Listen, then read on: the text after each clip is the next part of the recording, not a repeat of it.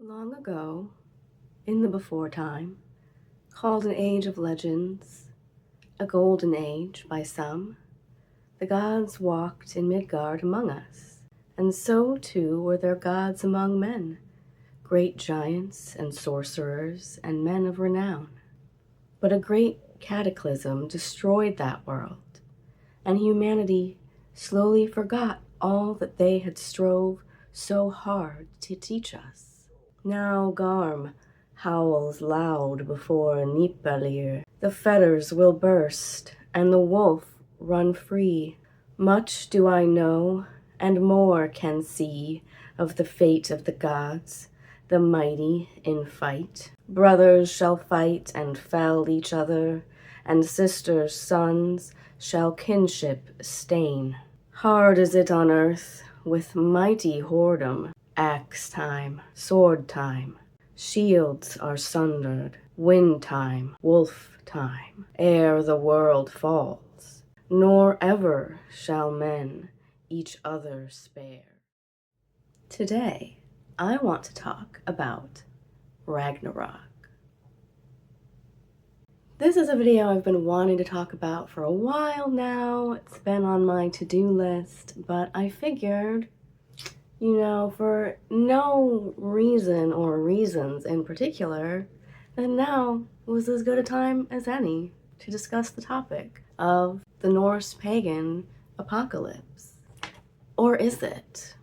Voluspa makes Ragnarok sound as if, at least from the perspective of the Volva and or the gods who are hearing this prophecy, that it is a future event in their timeline, one which is yet to occur. And so maybe we see it as equivalent to other apocalypse stories as a future event in our timeline, one that is yet to occur, the end of the world as we know it. And yet, to us, the Viking Age, the age of the Norse gods when they were at their most worshipped and arguably their most powerful, has come and gone. Yet if there is one thing about Norse cosmology and their concept of time, it is that there is no future. There's no future tense in their language, in their concept of the Norns, whom we think of as past, present, and future. What we think of as the future, or the Norn Skuld, does not mean will be, as in our future tense, but instead means what should be. In their concept of time, everything is cyclical, including Ragnarok itself. Now, this video is going to be largely my own personal view, or UPG, unverified personal gnosis or knowledge. So this is just how I have come to view things in terms of what I have read about Norse cosmology and the texts such as Voluspa, what the myths depict as a physical struggle or a battle between gods and giants or beings of destruction like Fenrir and Jormungandr, may instead just be a metaphor for large cataclysmic events in the past. Things that brought humanity up to the very brink of survival. Things like volcanoes, earthquakes, great floods or fires, and brutal long winters. We tend to see these myths and these tales of these gods as past events. They're no longer here or as physically present in our world that we can see, or that it sounds like they were in these myths where they were coming down to Midgard and roaming around and interacting with people. Ragnarok, in our view, may therefore have already happened. And in some ways, it has already happened. But in other ways, it is currently happening and will happen again. Yet, if there is another takeaway that I can give from the myths and legends surrounding Ragnarok, it is that the actions of not only the gods, but humankind, especially when acting together, while it may not be able to fully prevent inevitable entropy, we can still find these ways and learn lessons from these stories, this wisdom and knowledge from the past, to sustain ourselves and preserve one another, along with our own key wisdom and knowledge. What we may think of that makes up our humanity, especially in such chaotic times.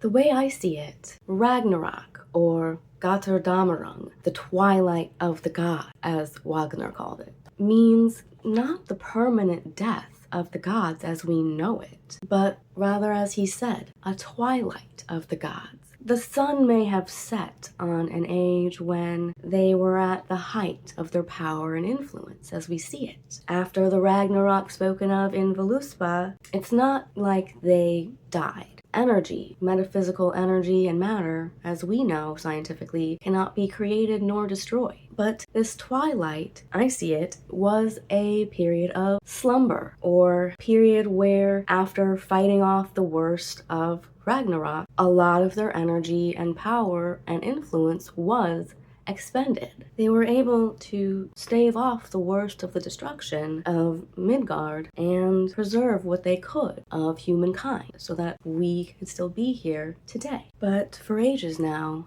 as it seems, they have lain in a metaphysical slumber, slowly regaining their power. In this time where it seems like we are now beginning to reawaken to these gods and their stories and feel their energy in the world again, as humanity begins to slowly reawaken, so do they. The aspects that the vulva describes in that passage from Voluspa have really stuck with me since the very first time I read them, which was many years before I even considered following the path of Norse paganism and actually reaching out to and interacting with these gods. The axe time, the sword time, brother fighting brother, relationships and bonds between people being broken. These are elements which are still within our power to control. To me, it's as if the poem warns us that the worst that can happen to humanity is not for some unpredictable natural disaster to occur, but for us to turn against each other and destroy ourselves.